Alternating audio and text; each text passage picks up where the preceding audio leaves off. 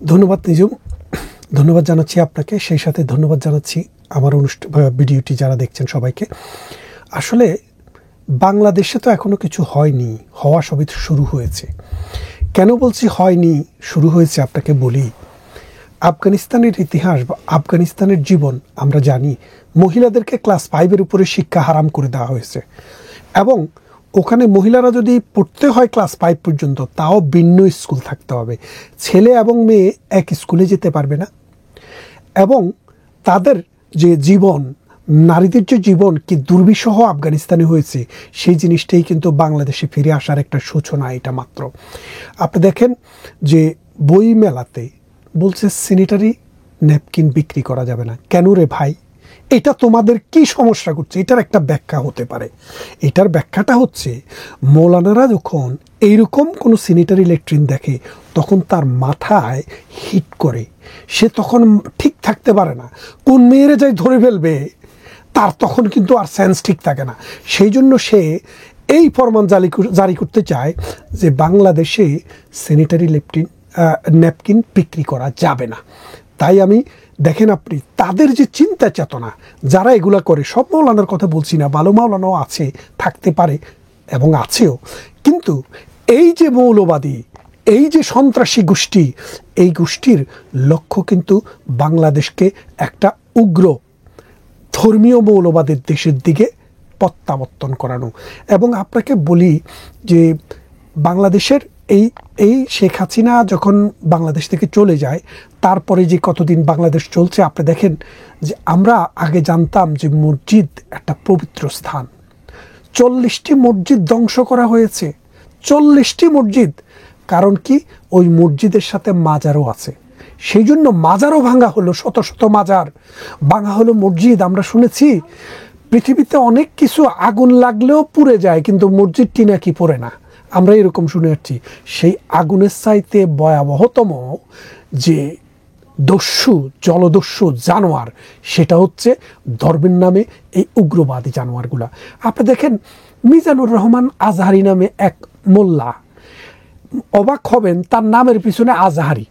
আজহারি কেন? আজহার ইউনিভার্সিটিতে নাকি সে পড়াশোনা করছে, ধরলাম সে আজহার ইউনিভার্সিটিতে পড়াশোনা করছে। বলেন তো, বাংলাদেশে ঢাকা বিশ্ববিদ্যালয়, চিটাগং বিশ্ববিদ্যালয়, রাজশাহী বিশ্ববিদ্যালয় সহ, ব্রাক ইউনিভার্সিটি সহ, বেসরকারি ইউনিভার্সিটি সহ অসংখ্য ইউনিভার্সিটিতে, Oxford, Cambridge, Harvard, London university, Kings, UCL, MIT থেকে পাশ করা অসংখ্য মানুষ আছে। আপনি কি কারো নামের সাথে শুনছেন যে আব্দুল করিম হারবাটি অথবা আব্দুর রহিম অক্সফোর্ডি, অথবা আপনি কি শুনেছেন আব্দুল জলিল MIT? শোনেন নাই। কেন শোনেন নাই? তাদের যে শিক্ষা, তাদের যে জ্ঞান, তাদের যে বুদ্ধি, সেটা এমন জায়গায় রিফ্লেক্ট করে মানুষ তাদের ছায়ায় এসে দাঁড়ায়। আর এই মৌলানার ওই মানে জীবনে যে একবার আজহারে গেছে, যেটা পৃথিবীর 1000 বিশ্ববিদ্যালয়ের তালিকার মধ্যেও পড়ে না, এটাই তার জন্য বড়। আপনি দেখেন যে মদিনা থেকে পাশ করলে কয় মাদানি, মক্কা থেকে পাশ করলে কয় মাক্কি। এই যে জিনিসগুলা, এগুলা কি জানেন? ক্ষুদ্রতা, স্থূলতা, নিজেকে অনেক ছোট মনে করে তারা, শুধু নিজেকে একটু বড় করার জন্য তারা নামের সাথে এটা যোগ করে মাদানি, এটা মক্কি, একটা আজহারি। এই যে এদের ছোট মানসিকতা, চিন্তা চেতনা, এই ছোট মন মানসিকতা, এই ছোট চিন্তা চেতনা থেকে ওই স্যানিটারি ন্যাপকিন দেখলে তাদের মাথা ঠিক থাকবে কি করে? তারপর শুনছি যে জন্ম নিয়ন্ত্রণের বড়িও নাকি আর বিক্রি করতে দেবে না। কেন দেবে না? কারণ এটা নাকি হারাম। এই যে চিন্তা চেতনা, এই যে বাংলাদেশে বিএনপি সরকার বলেন, এরশাদের সরকার বলেন, আওয়ামী লীগের সরকার বলেন, সব সরকারের আমলেই ছিল। পৃথিবীর সমস্ত সভ্য দেশে এটা কিন্তু আছে, একমাত্র আফগানিস্তান ছাড়া। তাহলে আপনি দেখেন তারা আমাদের দেশটাকে কোন দিকে নিয়ে যাচ্ছে। এই শক্তিকে যদি আপনি রুখতে না পারেন, যেমন মনে করেন যে বাংলাদেশের মানুষের যে ধর্ম চিন্তা, এই ধর্মচিন্তার মধ্যে একটা ফান্ডামেন্টাল কিন্তু একটা গ্যাপ আছে। গ্যাপটা কোথায় দেখেন? তারেক মনোয়ার নামে এক ওয়াইজিন অন্তত 40টা জায়গায় সে কঠিন মিথ্যা কথা বলেছে। ধরেন মানে বলছে কি ডোনাল্ড ট্রাম্প, হের নাম নাকি হাদিসে এসছে কি ডোনাল্ড ট্রাম্প, চিন্তা করেন। তারপরে আমেরিকার বড় বড় বিল্ডিংগুলো বানাইছে, এগুলো নাকি জিন দিয়া বানাইছে। তারপরে বলে প্রিমিয়ার লিগে খেলেছে। তারপরে স্যামসাং মানে কোম্পানির যে মালিক তার নাম নাকি স্যামসাং, তার সাথেও নাকি তার মিটিং হয়েছে, ডোনাল্ড ট্রাম্পের সাথে নাকি তার 2 বার দেখা হওয়ার মতো অবস্থা হয়েছিল, তিনি যান নাই। হ্যাঁ, তিনি যান নাই। এই যে কথাগুলো, এগুলো সবগুলা ক্যাটাগরিক্যালি যে মিথ্যা, এগুলা প্রমাণ দিয়েছে মানুষ। কিন্তু তারপরেও সে একটা জায়গায় আইসা একবার ভিডিওতে আইসা সরিও বলেছে, কিন্তু সে কিন্তু এগুলো বন্ধ করেনি। এরপরে সে নাকি ফু দিছে, ক্যান্সার ভালো হয়ে গেছে, এরকম ঘটনাও আমরা শুনেছি। কিন্তু তারপরেও তার বক্তব্য শোনার জন্য কিন্তু মানুষের অভাব নেই। এটা তার সফলতা, এটা তার সার্থকতা। কারণ ওই ধর্মটা তো বিক্রি হয় বাংলাদেশে। ধর্ম যদি ধর্মের জায়গায় থাকতো, ধর্ম যদি আদর্শিক জায়গায় থাকতো, তাহলে কিন্তু বাংলাদেশে ধর্মের চেয়ে আগাছা বেশি হতো না। কথা বুঝছেন? ওই আমাদের সৈয়দ আলিউল্লাহ বলছিলেন, এই দেশে ধর্মের চেয়ে টুপি বেশি, শস্যের চেয়ে আগাছা বেশি। এখন আগাছা পরগাছায় সমাজটা এমন ভরপুর হয়ে গেছে, এই ভরপুর সমাজে এখন আর ইসলামের যে পবিত্র আলো, ইসলামের যে মানে রশ্মি, সেটা কিন্তু এখন আর এরা বিলায় না। এরা যেখানে যায় সেই সমাজ অন্ধকার হয়ে যায়।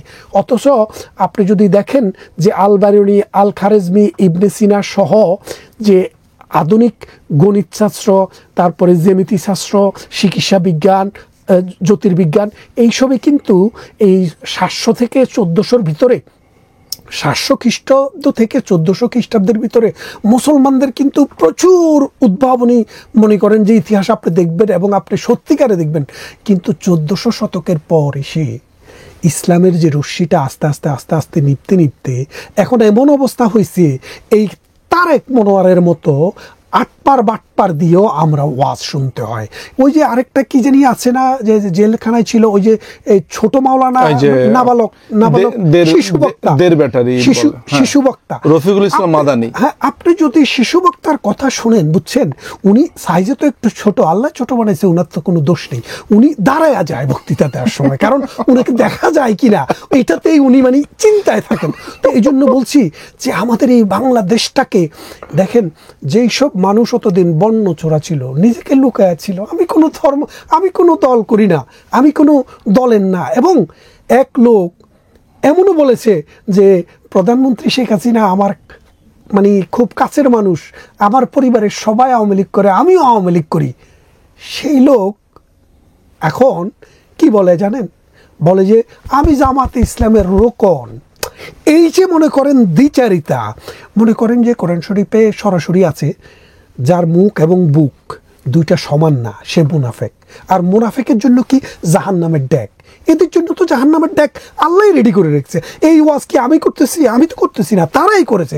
তাহলে তারা, আপনাকে একটা কথা বলি, তাদের মুখ, এই যে মৌলানাতে কথা বললেন, তাদের মুখ এবং বুক এক না। যে আমি আরেকটা কথা আপনাকে বলি, 1971 সালে বাংলাদেশে যখন মুক্তিযুদ্ধ শুরু হয়, 26শে মার্চে বাংলাদেশ কি পাকিস্তানে গিয়ে একটা ইটা মেরেছে? আপনি শুনেছেন কোনোদিন? না না।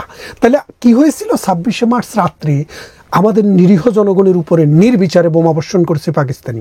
তাহলে জামাতে ইসলামী যে বলে আমরা জালেমের পক্ষে না মজলুমের পক্ষে, এটা হলো আমাদের প্রথম পরিচয়। তো ওনারা বলে ওনারা হলো মজলুমের পক্ষে, জালেমের বিরুদ্ধে। তারা আল্লাহর আইন চায়, সৎলোকের শাসন চায়। সেটা কায়েম করবে কিভাবে? জালেমের তারা বিরুদ্ধে এবং মজলুমের পক্ষে। তো 1971 সালে যখন বাংলাদেশের মানুষের উপরে নির্যাতনটা হয়, তখন আমরা জানি যে হয় আপনি মুখে স্বীকার করবেন, অন্তরে বিশ্বাস করবেন, অথবা এটা প্রতিহত করবেন, কোনো না কোনোভাবে তো আপনাকে করতে হবে। জামাতে ইসলামী কিন্তু পুরো 9 মাস যুদ্ধে এই পাকিস্তানের বর্বর হানাদার বাহিনীর পাশাপাশি আল বদর, আল শামস এগুলো তৈরি করেছে। তৈরি করে বাংলার 30 লক্ষ মানুষকে শহীদ করেছে, 2.5 লক্ষ মা বোনের ইজ্জত নষ্ট করেছে। তারপরও তারা কি? জামায়াতে ইসলামী। তাহলে আপনি দেখেন, ইসলাম শব্দটার সাথে কি এটা যায়? যায় না। তারা যে বলেছে তারা মজলুমের পক্ষে, জালেমের বিপক্ষে, বাংলাদেশের মানুষ কিন্তু তখন মজলুম ছিল, সবচেয়ে বড় ফ্যাসিস্টদের পক্ষে ছিল তারা। মজলুমের পক্ষে কিন্তু তারা দাঁড়ায়নি। আজকে দেখেন তারা বলছে আওয়ামী লীগকে ব্যান করতে হবে। কেন ব্যান করতে হবে? বাংলাদেশে 745 জন লোক নিহত হয়েছেন, শহীদ হয়েছেন। আমি সকল শহীদের আত্মার মাগফিরাত কামনা করি এবং আমিও তাদের বিচার চাই। তাদেরকে কেন মারা হলো? বৈধভাবে, অবৈধভাবে, অন্যায়ভাবে না লেজিটিমেটলি? এটা কোর্ট অফ লতে প্রমাণ হওয়া দরকার। আমিও এটার বিচার চাই। কিন্তু এই 745 জনের বিচারটা এখনো হয়নি, হবে, আমরা দেখব কারা মেরেছে। কিন্তু যেখানে যুদ্ধাপরাধীদের বিচার হয়েছে, আমাদের দেশে একটা বিশাল অংশের বিচার হয়েছে 1971 সালের পর 53 বছরে পৃথিবীর সমস্ত সভ্য মানুষ জানে যে পাকিস্তানি হানাদার বাহিনী, এদেশীয় দোসর জামাতে ইসলামী এবং তার নিজামে ইসলামী সহ তার রাজাকার আল বদর আল শামস বাহিনীর মাধ্যমে বাংলাদেশে গণহত্যা চালিয়েছে। সেই জামাতে ইসলামী যদি বাংলাদেশে রাজনীতি করতে পারে, নির্বাচন করতে পারে, বৈধ একটা দল হতে পারে, আপনি আওয়ামী লীগকে ব্যান করবেন? আপনার অজু আছে, আপনি অজু করে আসেন, আপনার অজু চলে যাবে। কারণ মিথ্যার কাছাকাছিও তো আপনি থাকেন নাই, আপনি অন্যায়ের ভিতরে ডুবে গেছেন। আমরা চাই আওয়ামী লীগ 15 বছরে যদি অন্যায় করে থাকে, সে অন্যায়ের বিচার আপনি করেন। রাষ্ট্র তো অন্যায়ের বিচার করার জন্য, দুষ্টের দমন আর সৃষ্টের লালন। আজকে আমরা তাদের কি সেই অথরিটি আছে? মানে তারা তো কোনো ভ্যালিড গভর্নমেন্ট না। এরা তো ভ্যালিড গভর্নমেন্ট না, এদের কথা বিচারটাই বা কিভাবে করবে? আপনাকে বলি, এই যে গভর্নমেন্ট এখন যেটা আছে, তারা নিজেরাও অত ভ্যালিড গভর্নমেন্ট বলে মনে করে না। কেন করে না? যার জন্য তারা তো এই যে মনে করেন বঙ্গবন্ধুর বাড়িতে 32 নম্বরে যখন হামলা হয়, বাংলাদেশে কোনো সরকার আছে এটা কি আপনি দেখেছেন? বাংলাদেশে একটা সন্ত্রাসী বাহিনী এখন আছে, যে বাহিনী তারা বসে থাকে, তারা সুশীল সাজে, তার একটা সন্ত্রাসী লাঠিয়াল ল্যাংটা বাহিনী আছে। সে বাহিনীটা মানুষের ঘরে ঘরে যায় চাঁদাবাজি করে, সে বাহিনীটা মানুষের বাড়িতে বাড়িতে আক্রমণ করে। আপনাকে বলি, যদি আওয়ামী লীগের কোনো নেতা কর্মী যদি অন্যায়কারীও হয়, তার বিচার তো রাষ্ট্রের আইনি হবে। পৃথিবীর সমস্ত দেশে মহানবী সাল্লাল্লাহু আলাইহি সাল্লাম যখন মক্কা বিজয় করে বলেছেন যে কোনো মানুষের বিচার, কোনো মানুষকে হত্যা, কোনো মানুষের বাড়িঘর পোড়ানো যাবে না অন্যায়ভাবে। সেটাকে কি করতে হবে? কোর্ট অফ লতে, আইনের মাধ্যমে সেটা প্রমাণিত হতে হবে। তারপরে যে বিচার হয় সেই বিচার তাকে ইম্পোজ করা হবে। আজকে কি হচ্ছে আমরা জানি না, বাংলাদেশ কোথায় যাচ্ছে। আশা করি বাংলাদেশের মানুষ সেটা যত তাড়াতাড়ি বুঝবে, দেশ এবং জাতি মুক্তি পাওয়ার একটা পথ বের হবে। ধন্যবাদ সবাইকে।